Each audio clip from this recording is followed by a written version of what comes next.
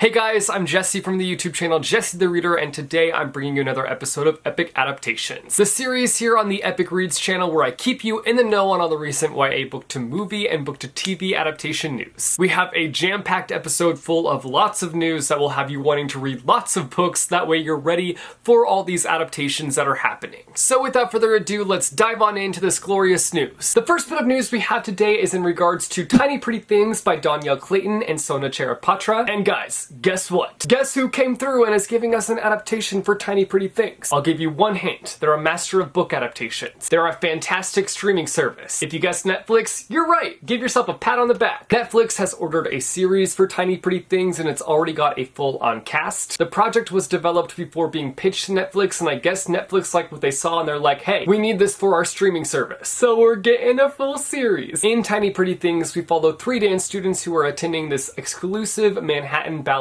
dance school. We follow Gigi, who desperately wants to dance, but the act of doing so could potentially kill her, which you gotta read the book to find out why that is exactly. Then we follow Betty, who is doing everything she can to escape the shadow of her sister's success in ballet. All she wants to do is shine on her own, but that's difficult when everybody is comparing her to her sister. And then we follow June, who must land a leading role, otherwise her mother is going to take dance away from her. How rude! Let your daughter dance! We don't have a set release date for this yet, but it's happening. Get excited, get your dancing shoes on, because we're going to be dancing our way through this series. Speaking of Netflix, we have news that a lot of us have been waiting for. I'm pretty sure quite a few of us were planning to go to Netflix headquarters and knock on their door and ask for this bit of information had they not released it when they did. And that is the release date for the second To All the Boys I've Loved Before film, which is an adaptation for the second book, P.S. I Still Love You by Jenny Han. Mark your calendars, we'll be getting the second film on February 12th of 2020, right before Valentine's Day. That way us single people can live vicariously through the romance in this movie. With the news of the release date, we also got some news in regards to the third film, which is an adaptation of the third book, Always and Forever, Lara Jean, and that is the fact that it's already in production. Is anybody else feeling hashtag blessed right now? Because you can bet that I'm feeling all sorts of book-to-movie adaptation blessings. I'm super stoked for the next films in this trilogy. Next up, we got our first look at the upcoming series adaptation for Looking for Alaska by John Green. Hulu released a teaser trailer for Looking for Alaska, and it's really just that. It's really just a teaser. It's a little taste of what we're going to get with this series. It doesn't really give us too much detail as to what we're getting, but it kind of shows us the setting and some of the characters. I don't know if anybody else felt this way, but this trailer kind of had a very